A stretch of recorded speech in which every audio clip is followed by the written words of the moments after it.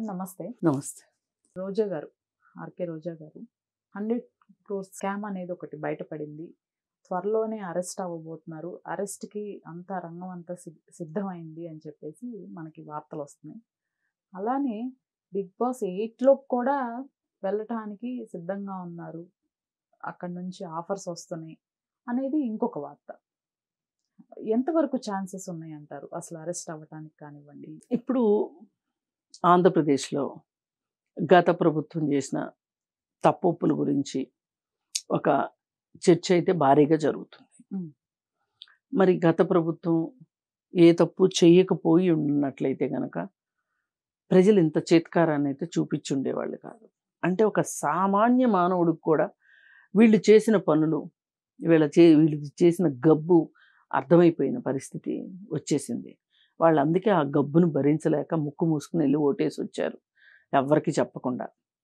అసలు ఎవ్వరికీ అర్థం కాల. ఒక్క కేకేకి తప్పితే ఎవ్వరికీ అర్థం కాల. ఆ కేకే ఇచ్చిన సర్వే ప్రకారం జరిగింది. ఇది ఒక రోజా అని కాదండి. కోడిగుడ్డు అమర్నాథ్ అని ఒక మంత్రి, హ్మ్. అలాగే బొత్స సత్యనారాయణ విద్యాశాఖ, అలాగే అంబటి రాంబాబు, అనిల్ కుమార్, హ్మ్. బుగ్గన రాజేంద్రనాథ్ రెడ్డి, ఇట్లా ప్రతి ఒక్కళ్ళు కూడా కొడాలి నాని, అలాగే జోగి రమేష్, వీళ్ళని కాదు వాళ్ళని కాదు, ప్రతి శాఖలోనూ వాళ్ళదైన మార్కు వాళ్ళు వేసి చూపించారు.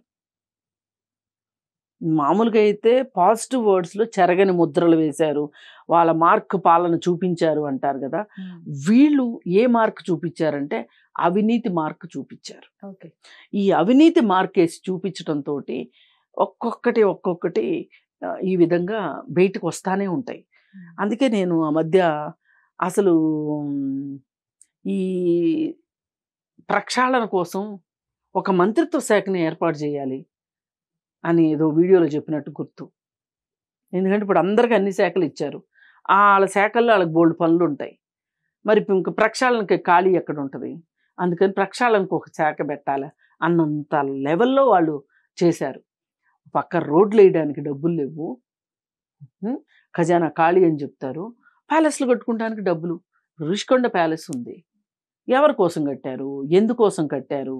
మీ ఉద్దేశం ఏంటి? ఇవన్నీ అడిగితే ఏంటి చెప్తారు సమాధానం? చెప్పాల్సిందే. ఇది పర్యాటక శాఖకు సంబంధించిందా? అయితే పర్యాటక శాఖకి అనుమతులు ఎవరిచ్చారు? అసలు ఈ బిల్డింగ్ కట్టడానికి అనుమతులు ఉన్నాయా? నిధులు ఎలా సమకూర్చారు? మీరు ఏమని చెప్పి నిధులు కేటాయించారు? ఈ పర్టికులర్ పనికి రిషికొండ దీనికి ఇప్పుడు ఆడుదామా ఆంధ్ర చాలా చిన్న విషయం అయిపోయింది. అందుకే ఎవరు ఇప్పుడు మాట్లాడట్లా. ఇప్పుడు ప్రతి ఒక్కళ్ళు మాట్లాడుతుంది రిషికొండ గురించే. ఈ రిషికొండలో ఏం జరిగింది, ఎలా జరిగింది అంటే రోజాకి తెలియకోకుండా జరిగింది అయితే అని అనలేము. కానీ ఆమెకి ఉన్నది పాక్షిక సమాచారమే. ఆమెకి ఎంత మేరకు చెప్పాలో అంత మేరకే చెప్పారు. రోజా జగనన్న జగనన్న జగనన్న అని జోలపాటలు పాడుతుంది, కానీ జగనన్న ఈమెకేం అంత పెద్ద వ్యవహారం ఇచ్చినట్టు ఏమీ లేదు. ఎందుకంటే అసలు ఈమె వెళ్ళి చూసిందా రిషికొండ? పర్యాటక శాఖకి సంబంధించిందే కదా. నువ్వు వెళ్ళావా? నువ్వు చూసావా? నీకు అనిపించిందా పర్యాటక శాఖకి ఇంత భవనం ఉండటం అవసరం అని అనిపించిందా? 7 బ్లాకులు అవసరం ఉంటుందా అసలు? అది పైగా ఆ కొండని తొలిచి ఆ విధంగా కట్టడం కరెక్టేనా? అసలు ఋషికొండకి గుండు కొట్టమని మీకు ఎవరు చెప్పారు సలహా? చెయ్యొచ్చా? మరి చేయకూడదనే కదా నేషనల్ గ్రీన్ ట్రిబ్యునల్ వాళ్ళు వస్తే మీరు ధైర్యంగా తీసుకెళ్ళి చూపించలేదే? గ్రీన్ పట్టాలు ఎందుకు కట్టారు మరి ఆ రోజు? అంటే అది సరి అయిన పని కాదు అని మీకు తెలుసు ముందే, తెలిసే చేశారు. ఇప్పుడు తెలియక పొరపాటు జరుగుతాయి కొన్నిసార్లు, ఎవరికైనా పొరపాటు జరుగుతుంది, ఎంతటి వాళ్ళకైనా సరే. కానీ ఇది పొరపాటు కాదు, తెలిసి చేశారు మీరు, తప్పు చేశారు మీరు. అసలు ఆ రిషికొండ మీద ఇలాంటి కట్టడం కట్టకూడదు. ఇంత పెద్ద భవనం, ఇన్ని స్క్వేర్ ఫీట్ల భవనం కట్టకూడదు. ఇది ప్రాథమికంగా వాళ్ళు చేసిన తప్పు. అది కాకుండా 500 కోట్లు ఖర్చు పెట్టి చేయటం, ఈ 500 కోట్లకి ఏ విధంగా డబ్బుని సమకూర్చారు, ఎవరు రిలీజ్ చేశారు ఈ ఫండ్స్ అన్ని? ఎవరు రిలీజ్ చేశారు? కట్టిన కాంట్రాక్టర్లు ఎవరు? అసలు దానికి టెండర్లు పిలిచారా లేదా? ఇప్పుడు దానికి పైన షోకులు చేయడానికి 120 కోట్లు ఖర్చయింది. ఈ 120 కోట్లు కాంట్రాక్ట్ ఎవరికి ఇచ్చారు? జగన్మోహన్ రెడ్డికి అతి సన్నిహితుడైన శ్రీనాథ్ రెడ్డి, ఆయనకి ఐటీ సలహాదారు ఈ శ్రీనాథ్ రెడ్డి. ఆ శ్రీనాథ్ రెడ్డి భార్య సుప్రియారెడ్డి, ఆవిడకి ఇచ్చారు ఆ కాంట్రాక్టు. కనీసం ఆవిడకి ఆ కాంట్రాక్ట్ ఇచ్చినట్టు నీకు తెలుసా తల్లి? నువ్వు మంత్రివి కదా, పర్యాటక శాఖ మంత్రివి కదా, నీకు తెలుసా? అన్న నీ నెత్తిన ఎంత చేయబెట్టాడో నీకు అర్థం కావట్లా. ఇంకా 4 రోజులు పోతే అర్థం అవుతుంది. అలా రోజా పరిస్థితి ఇంత క్లిష్టంగా ఉంది ఇప్పుడు. ఈ క్లిష్ట పరిస్థితుల్లో మరి ఐఏఎస్ ఆఫీసర్లని బురిడి కొట్టించిన వ్యక్తి జగన్మోహన్ రెడ్డి. కాలాంతకులు అంటారు, మీరు వినే ఉంటారు ఈ మాట. అంతటి కాలాంతకుడు. మరి ఒక ఐఏఎస్ ఆఫీసర్ని మోసం చేయటం అంటే మామూలు మాట కాదు కదా. మరి నువ్వెంత అని తక్కువ చేసి మాట్లాడుతున్నాను కాదు. వాళ్ళకున్న తెలివితేటలు, వాళ్ళకున్న బుర్రలో నీకెంత ఉంటుంది? నీకు చట్టం తెలీదు, నీకు విధానం తెలీదు. ఇప్పుడు ఆమె అదే కదా అన్నది, అనిత, వంగలపూడి అనిత. ఆమెకి నాకు ఏముంటుందండి తగదా? ఆమెకి విధానాలు తెలీదు, చెప్తే అర్థం చేసుకోదు. కొంచెం చదువుకుని మాట్లాడమ్మా అని చెప్తాను, అంతకంటే ఆమెకి నాకు తగదా ఏం లేదని చెప్పింది ఆవిడ. అది మట్టుకు వాస్తవమే. ఈమెకు మట్టుకు జ్ఞానలేమి అయితే ఉన్నది. సమాచారం తెలుసుకోవాలి, అవగాహన ఉండాలి విషయం పట్ల. అవగాహన లేకుండా పైపైన పనులు చేసేస్తే ఇలాగే ఉంటుంది. పైగా ఈవిడ ఛాలెంజ్లు చేసింది. పవన్ కళ్యాణ్ని అడ్డగాడిదలాగా పెరిగావు, 55 ఏళ్ళు వచ్చినాయి, ఇంకొక 45 ఏళ్ళు ఇస్తున్నాను, ఒక్కసారి ఎమ్మెల్యే అయి చూడు అన్నా. నిన్ను అసెంబ్లీ గేటు మీద చెయ్యి కూడా వేయనివ్వను, తాకనివ్వను. ఇలాంటి పెట్టల దొర కబుర్లు ఎందుకండి చెప్పేది? ఇప్పుడు ఏమైంది? ఆయన గెలిచాడు, ఉప ముఖ్యమంత్రి కూడా అయ్యాడు. మరి నీకు ఆయన అసెంబ్లీ గేట్ ముట్టుకోనివ్వనన్నావు, నువ్వు రిషికొండ గేట్ ముట్టుకున్నావా? మీ అన్నే కదా, జగనన్నే కదా. ఒకరోజు అసెంబ్లీలో ఆవిడ జగనన్నా జగనన్నా జగనన్నా అని పిలుస్తుంటే నాకైతే చాలా దారుణమైన పోలిక గుర్తొచ్చింది. ఏంటంటే ఓళ్ళల్లో మీకు తెలిసే ఉంటుంది, ఇప్పుడు మనిషి చనిపోతే శవాన్ని తీసుకెళ్ళేటప్పుడు ఇంకా ఆఖరిసారిగా చెవులో పేరు పెట్టి పిలుస్తూ ఉంటారు, దింపుడు కళ్ళెం ఆశ అంటారు దాన్ని. నాకు అది గుర్తొచ్చింది. ఏమమ్మా నీకంత ఏంటి? అది అసెంబ్లీ అనుకుంటున్నారా? మీ చిట్ చాట్ అనుకుంటున్నారా?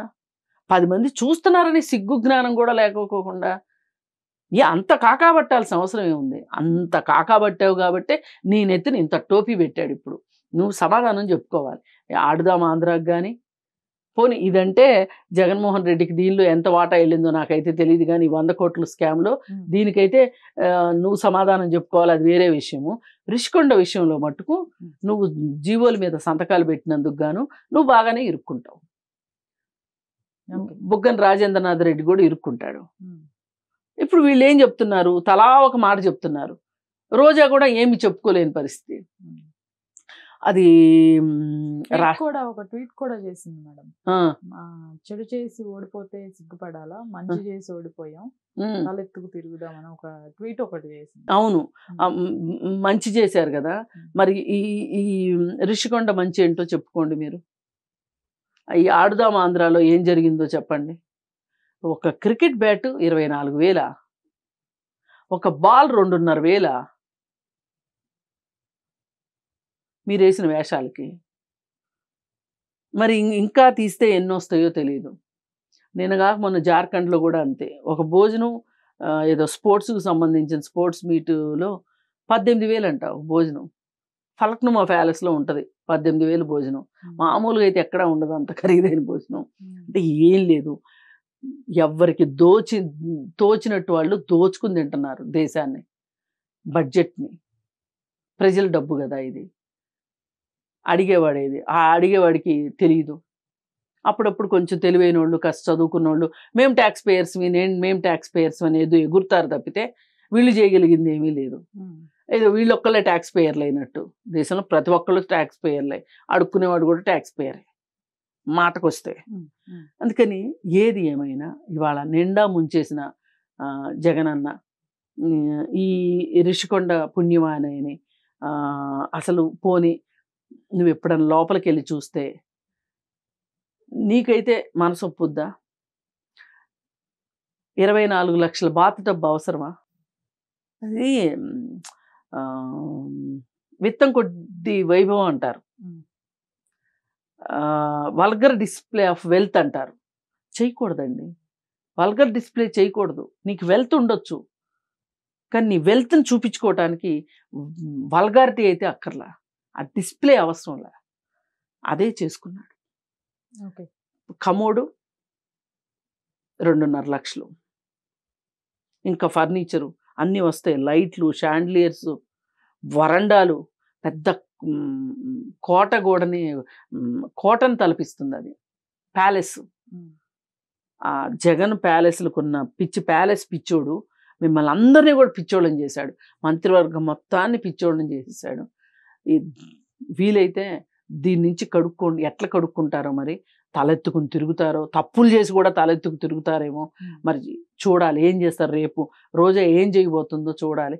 ఇదంతా అర్థమైపోయి ఆవిడకి ఏంటన్నా ఇట్లా చేసావు అని అడగటానికి వెళ్తే కూడా ఇంటి గేటు కూడా ముట్టుకొనివ్వడం. ఇదేంటి మేడం ఈ బిగ్ బాస్ 8లోకి వెళ్ళేది ఏంటి అంటే, ఇక ఏ దారి లేక ఆ దారి అంటారా, లేకపోతే ఎలా? అంటే ఇప్పుడు వీళ్ళు ఏమంటున్నారంటే జబర్దస్త్కి రానివ్వద్దు అంటున్నారు, ఓకే. సినిమాలకి వద్దు అంటున్నారు. అంటే అలా బ్యాన్ పెట్టడం కుదిరే పని కాదండి. ఆమె సినిమాలకి ఏం నష్టం చేసింది? ఇప్పుడు అది ఆమె వృత్తి అని వస్తుంది. మీరు వెళ్తారు నటించడానికి, నేను వెళ్తాను, ఎవరండి వద్దనేది? జబర్దస్త్ని ఎందుకు అన్నారు అంటే జబర్దస్త్ యాక్టర్ని ఆవిడ అపహాస్యం చేసింది, అందుకని వాళ్ళు నువ్వు వస్తే మేము చెయ్యమంటున్నారు.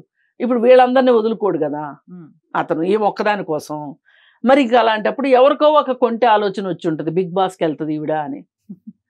నువ్వు వెళ్తుందని అయితే నేను అనుకోను. ఎందుకంటే బిగ్ బాస్ దాకా వెళ్ళేంత మానసిక స్థితిలో ఆవిడ ఉందని నేను అనుకోను. ఇప్పుడు ఈ ఓటమి, ఇప్పుడు ఈ వచ్చే సవాళ్ళు ఇవన్నీ ఎదుర్కోవాలి. మరి ఇవన్నీ అర్ధంతరంగా వదిలేసి వెళ్ళడానికి అవ్వదు. ఇదేమి నేను మధ్యలో పిండి కలపన పో అని వెళ్తానంటే కుదరదు, అంత ఈజీ కాదు. ఇది ఇవాళ చాలా క్రిటికల్ పొజిషన్లో ఉన్నారు. పైగా వీళ్ళ మీద చూపు పడదేమో ప్రభుత్వాన్ని అని అనుకోవటానికి కూడా లేదు. వాళ్ళు అతిపెద్ద మెజారిటీ తోటి అంతెత్తున ఉన్నారు వాళ్ళు. మీరు కనీసం మీరు మాట్లాడేది తప్పు, మీరు చేసేది తప్పు అని ఎలుగెత్తి చాటేంత గొంతులు కూడా మీకు లేవు. మీరు ఉన్నది 11 మంది.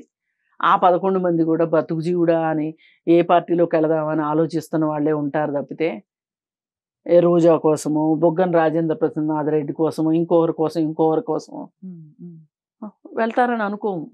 అసలు జగన్మోహన్ రెడ్డి ధైర్యాన్ని ఇప్పుడు ఆలోచించాల్సిన విషయం. ఎంత ధైర్యం లేకపోతే 120 కోట్లు పెట్టి దాన్ని అతి సుందరంగా తయారు చేయిస్తాడు, అది కూడా తనకు తెలిసిన కాంట్రాక్టర్కి ఇచ్చి. పాంథర్స్ ఇంజనీరింగ్ టెక్నాలజీ ఏదో ఉంది ఆమె సుప్రియారెడ్డిది, తాడేపల్లి ఇంటికి కూడా ఆవిడేనంట షోకులు చేసింది. ధనం ప్రజలది, షోకు జగన్మోహన్ రెడ్డిది. మధ్యలో వచ్చే ఆదాయం మధ్యలో వాళ్ళది. ఇప్పుడు ప్రజలు గాలికి పోయారు, వాళ్ళ కష్టాల్లానే ఉన్నాయి. ఇప్పుడు ఆ మధ్య కొడాలి నాని కూడా ఒక స్టేట్మెంట్ ఇచ్చాడు, ఏది ఎలక్షన్స్కి ముందు, ఒక 10 కోట్లు కావాలన్నా అని అడిగాను, అడిగితే మన దగ్గర అంత డబ్బు ఎక్కడుంది అన్నాడు. అంటే మేము ఎంత చేసేసాము, ఖజానా మొత్తాన్ని సంక్షేమానికే పంచిపెట్టేశాము అని చెప్పటం ఆయన ఉద్దేశం అన్నాడు.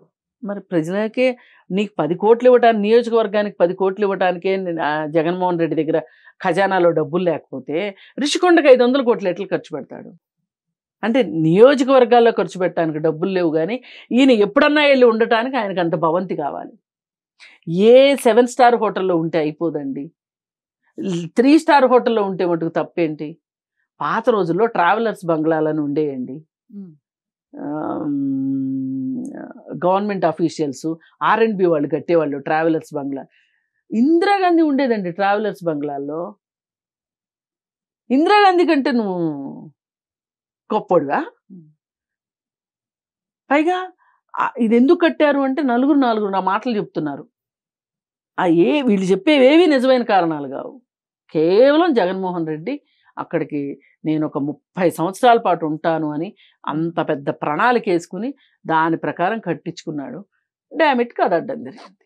All right madam, thank you. Thank you.